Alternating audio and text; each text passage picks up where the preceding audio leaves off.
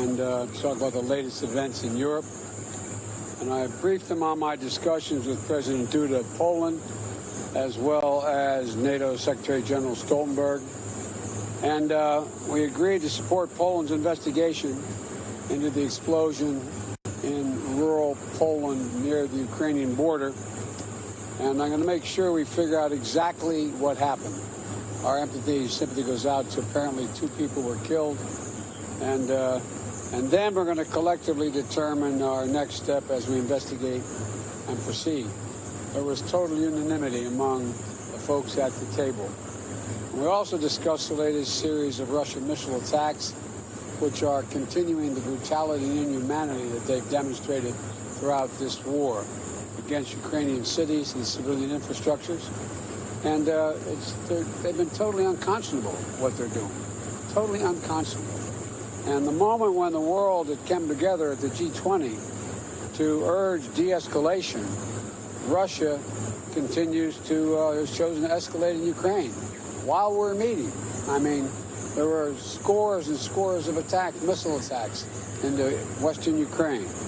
We support Ukraine fully in this moment, and we have since the start this conflict. We're going to continue to do whatever it takes to give them the capacity to defend themselves. Mr. President, is it too early to say whether this missile was fired from Russia?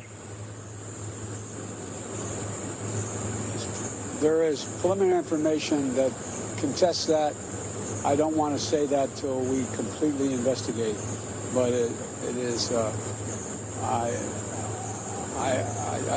It's unlikely in the minds of the trajectory that it was fired from Russia, but we'll see. We'll see. Unlikely, sir. Mr. President, is Poland suggested invoking Article 4 or 5 from NATO, sir? We're going to probably have a meeting of the. That's President.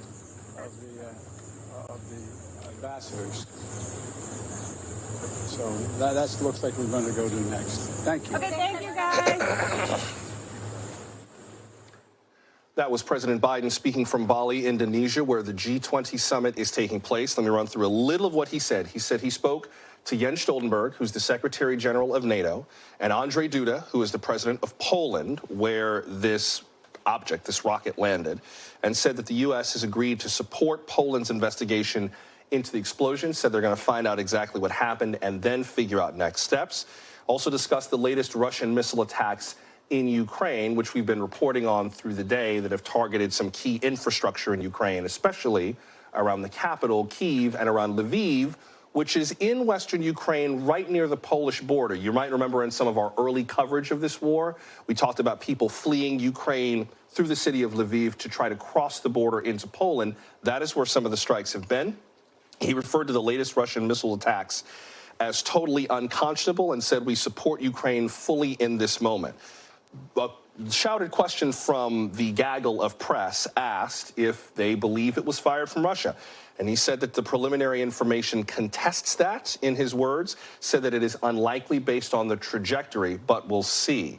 That kind of contradicts something that we heard from President Duda earlier, where he said that Ukraine's President Volodymyr Zelensky gave some initial indications that it was a rocket launch from the territory of the Russian Federation. Should also note that NATO has a few processes in place before anything military might happen. First is Article 4, where a NATO member nation can call for a meeting about matters of concern. President Duda said that he will do that. And then Kelly O'Donnell, who's joining us now from Bali, Indonesia, there are more conversations to be had, I believe, Kelly, before anything of a military nature, or maybe even anything of a diplomatic nature, would take place, right? This is the beginning of a much longer set of conversations. Early stages for sure. And it is striking to hear from the president an assessment that seems to cut against what the conventional expectation would be. Poland said Russian-made. Now, we know that just like the United States makes a lot of munitions that are sold to other countries around the world, so does Russia. And so Russian-made does not mean Russian-fired.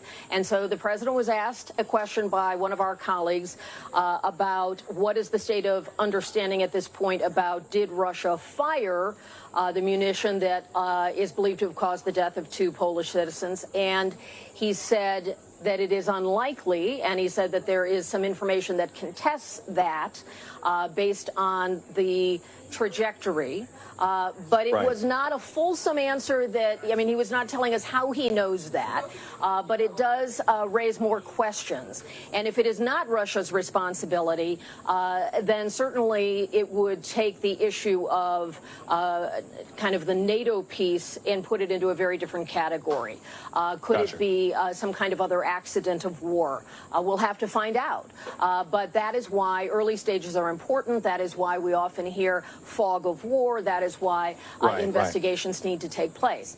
However, what the president also talked about was how it is important to look at the totality of what's been happening from Russia with the onslaught of very clearly Russian attacks on cities in Ukraine that is without a doubt from Russia as a part of the overall conversation here. So the Polish incident is something that needs to be investigated. The president is going to continue with that, and there's much more to learn. Joshua?